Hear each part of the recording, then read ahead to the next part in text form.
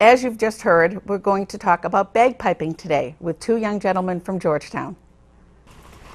Hello, Georgetown. I'm Beverly Enos, and this is Spotlight Georgetown. You can find us on the weekends, Fridays, Saturdays, and Sundays, 8 in the morning and 8 in the evening. Sometimes the middle of the night you'll find us again, but those are our standard times. As part of our cable TV program here in Georgetown, we'd love to have you join us as we have our young people here today. If you would like to be interviewed or you know someone else that would like to be interviewed, please let me know and we'll make sure that happens. If you'd like to come and learn how to run some of the equipment or edit, we'd love to have you join us.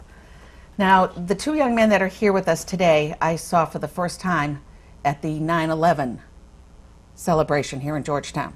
And I was standing on the corner and all of a sudden I heard the bagpipes and I looked around across the street and these two young men were there. So today with us we have Keegan Ricker and Tom Mulligan. Welcome. Welcome. How long have you, we'll take it one at a time, how long have you lived in town? I have lived in town all my life.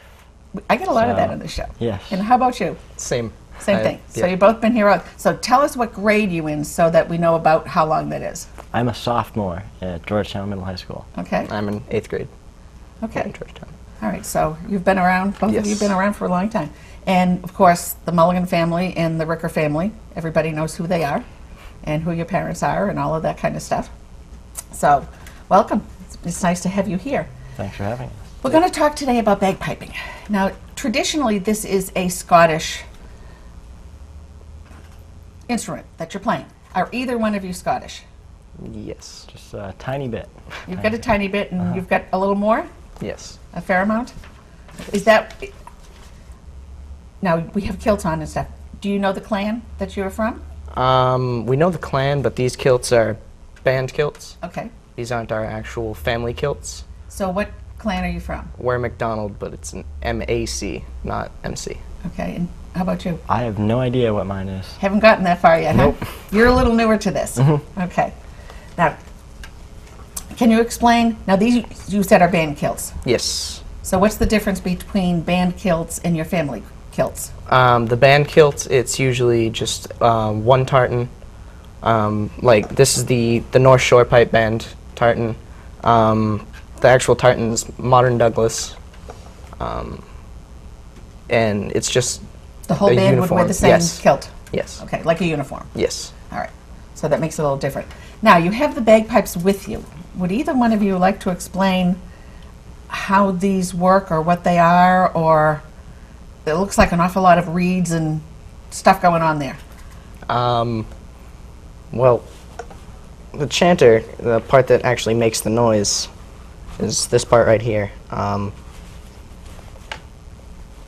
It's got a reed in it that makes the noise, and then these drones are the humming, I guess. Okay, so almost like if it was an organ, those would be the pipes of the organ that the sound would travel through. Yes. Okay, I think we can, that's a little easier. And they're all different lengths? Yes. And do each one of them put out different notes, or is it a combination of all of them together? These three make different sounds, but this is what actually makes the notes. These don't play any notes. Okay. That's just the air going through. Yeah, it's a constant hum. Okay, and that's from the bag. Yes. All right, and it always looks strange because you have to breathe and then use the bag part of it at different times or at the same time. Well, you breathe. You need to fill the bag, and then when you breathe, you squeeze down on the bag, and it keeps pressure. It keeps the air flowing. Okay, and then you play the notes. Yes. It's like an awful lot of things to remember all at once. How did you get interested in doing this? I'm going to ask you first, Keegan, because you've been doing it longer. Yeah. Well, my dad being in the fire department, I've been around them most of my life. It's a firefighter thing, I guess, sometimes. The funerals, the weddings, everything, really. It's usually bagpipes. And how about you? Well, I saw him doing it, and I thought, you know, I want to play the bagpipes. I like the instrument, and I figured, why not? I have never played an instrument before, but... No, you were friends before you started with the bagpipes. Yes. Okay, Yes. so your friend's doing it, and you want to... It's another thing that you share. Now, your brother also plays the drums Yes, he plays the bass drum in the the marching same band? Yes, Okay. in our band. All right. So it's a marching band, or? It's a pipe and drum band, so we compete. We're currently grade 5 out of 5. Okay. So we're like the starting, I guess. Now, where do you practice or take lessons? Tuesday nights we take lessons in Seabrook, New Hampshire, and Mondays the band practices in Peabody. Okay. How many people are in this band?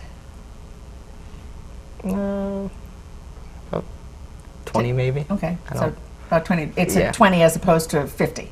Yeah. Yeah. Okay. So We're it's smaller. it's a smaller group. Yes. When you're taking the lessons, how tough is it to learn this instrument? That's for you because you're newer.